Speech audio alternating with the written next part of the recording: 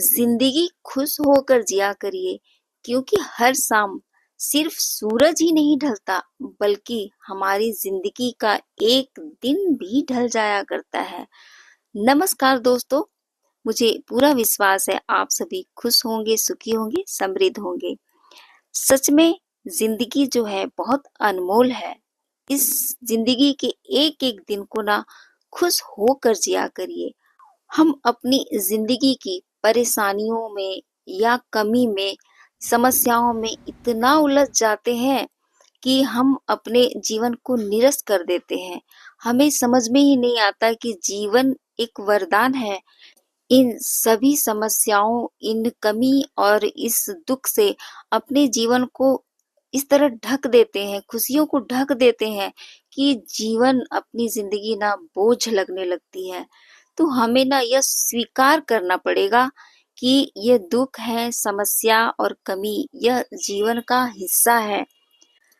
जिस तरह जीवन है, मृत्यु है, अंधेरा है, उजाला है, दिन है, रात है, सुबह है, शाम है, तो ये सभी चीज ना सहचर शब्द है, साथ चलने वाले शब्द है। उसी तरह जिंदगी जैसे है तो मृत्यु भी है, सुख है, दुख है, यही प्रकृति का नियम है। तो हमें ना इन सभी चीजों में उलझकर अपने जीवन को ऐसे नीरस नहीं बनाना है। इन समस्याओं का समाधान ढूंढना है, निवारण ढूंढना है, लेकिन साथ साथ हमें जिंदगी भी अपनी पूरी तरह से जीनी है। और वो जिंदगी कैसे जी सकते हैं? आज में रहकर, ना कि पास्ट में और ना ही फ्यूचर में। जो है आज का ही दिन है। आज जो है यही पास्ट बनेगा और आज जो है यही फ्यूचर बनेगा। तो अपने आज को अगर ठीक रखते हैं तो ये पास्ट भी अच्छा हो जाएगा और फ्यूचर भी अच्छा हो जाएगा। मन की जो चंचलता होती है ना, वो प्रेजेंट में नहीं रहने देती। या तो ये पास्ट में खोई रहती है या फ्यूचर की चिंता में लगी रहती है। तो पहले ना अपने मन को कमांड में करना है। कमांड में इसलिए करना है कि यह चंचलता दूर हो जाए। हमेशा हम अपने फ्यूचर के बारे में सोचते रहते हैं, फ्यूचर की ही चिंता करते रहते हैं कि फ्यूचर में ये चीज मिल जाए, फोर व्हीलर मिल जाए, अच्छा सा घर मिल जाए, अच्छी सी जॉब मिल जाए, तब जिंदगी बहुत बेहतरीन तरीके से चलेगी। तो ये फ्यूचर की जो टेंशन होती है ना, एक मृग मरीचिका की तरह होती है कि अब से हम अनुमान करते हैं कि वो जिंदगी बहुत अच्छी होगी, लेकिन उस जिंदगी पे अगर पहुंच जाएंगे तब भी यही कमी सारी मौजूद रहेंगी। मनोवैज्ञानिकों ने जीवन काल को 4 अवस्थाओं में बांटा है: बाल्यावस्था, किशोरावस्था, युवावस्था और वृद्धावस्था। और इन सभी चारों अवस्थाओं में किशोरा अवस्था को स्वर्ण काल माना गया स्वर्ण अवस्था माना गया है कि यह अवस्था सबसे अच्छी होती है, सोने की तरह होती है, क्योंकि यह अवस्था अपने आप में ऊंचाइयों पे रहती है। इस अवस्था में जो भी रहते हैं टीनेजर्स, उनकी खुशी का ठिकाना नहीं होता, वो हर तरह से समृद्ध रहते हैं। तो आप महसूस करिएगा कि जब आप उस अवस्था में रहे होंगे तो उस अवस्था में अच्छी बात है, स्कूल बच्चे जाते हैं, उन पे कोई बर्डन नहीं होता, किसी तरह की कोई टेंशन नहीं होती, बस स्कूल में जाना, पढ़ाई करना, आना। लेकिन फिर भी उस अवस्था में जब आप रहे होंगे तो आपको ये लगता होगा कि उस फ्रेंड्स के पास तो ये है, उसके पास वो है, मेरे पास ये चीज नहीं है। पेरेंट्स यहाँ नहीं जाने देते, बाउंडेशन लगाते हैं। स्कूल में जाओ तो फिर टीचर्स का अलग ही होता है, डांटने का, होमवर्क का। तो ये सब चीज उस समय, ये सब बातें आती थी उस समय। फिर ये लगता था कि कोई बात नहीं, जब मैं भी जॉब करने लग जाऊंगी तो अपने हिसाब से रहूंगी, मेरे ऊपर किसी का बाउंडेशन नहीं रहेगा, अपने हिसाब से कमाना, अपने हिसाब से रहना। लेकिन जब ये अवस्था आ गई अपने हिसाब से रहने वाली, तो अलग ही जिम्मेदारियां आ गई। तो अब ये महसूस होता है कि कोई बात नहीं, जिम्मेदारियां पूर्ण करके जब रिटायरमेंट आ जाए तो उस अवस्था में निश्चिंत होकर जिंदगी जिया जाएगा। लेकिन जब उस अवस्था में पहुंच जाने के बाद ये कहा जाएगा बुढ़ापा तो एक रोग है। अच्छा था पहले जब जॉब थी, बिजी रहता था, बिजी रहती थी, तब ये बातें तो कहने का मतलब है कोई भी अवस्था, किसी अवस्था में कोई संतुष्ट नहीं रहते। तो इसीलिए जो भी है आज, चाहे वह बाल्यावस्था तो खैर बच्चों का वैसे भी अच्छा रहता है, उनमें कोई इतनी समझ नहीं होती है तर्क वितर्क की।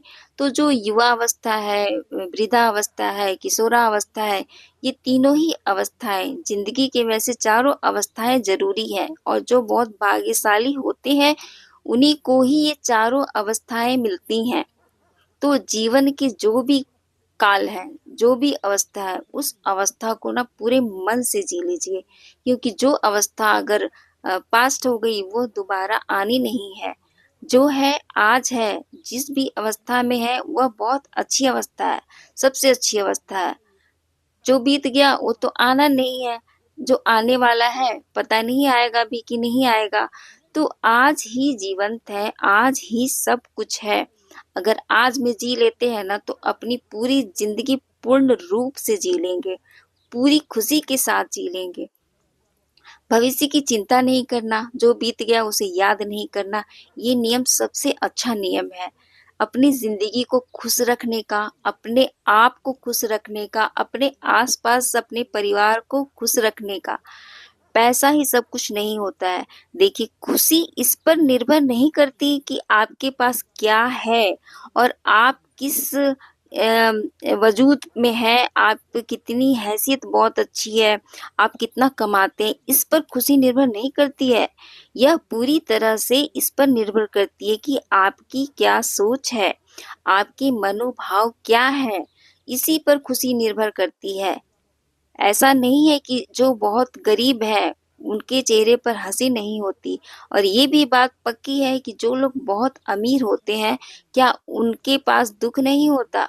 तो खुशी के लिए आपके मनोभाव की जरूरत होती है, प्रेजेंट में रहने की जरूरत होती है। इस तरह से खुशियों को ढूंढिए और अपने आप को पॉजिटिव रखिए, अपने माइंड में हमेशा सकारात्मक विचार रखिए। अगर ऐसा नहीं करेंगे ना, तो ये नेगेटिव थॉट्स और परेशानियां ये तो बिन बुलाए मेहमान की तरह खड़ी रहेंगी कि कब दरवाजा खुले और हम एंटर कर लें। तो अपने आप को इन चीजों, नेगेटिव थॉट्स वगैरह को हावी नहीं होने देना है। आते हैं तो उसका समाधान करिए, और ये समाधान तभी होगा जब आप पॉजिटिव थॉट्स में रहेंगे, आप पूरी तरह से सकारात्मक रहेंगे, ऊर्जावान रहेंगे, तभी ऐसा होगा। तो इस तरह से अपने आप को आप एनर्जेटिक रखिए। अपने आप को संतुष्ट रखने का सबसे बढ़िया उपाय है कि आपके पास जो चीज भी है उस चीज के लिए भगवान को ना धन्यवाद जरूर करिए। धन्यवाद करिए अपने ईश्वर को कि आपको भगवान ने वो चीज दी है जिसके लिए, और जिस चीजों ने आपको आज संभाला है।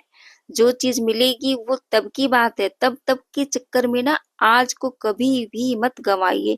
तो अपने आप को अच्छी सोच के साथ पॉजिटिव रखिए, तो परेशानियां दूर ही रहेंगी। तो इन विचारों के साथ अपने मन को संतुष्ट रखिए, खुश रखिए।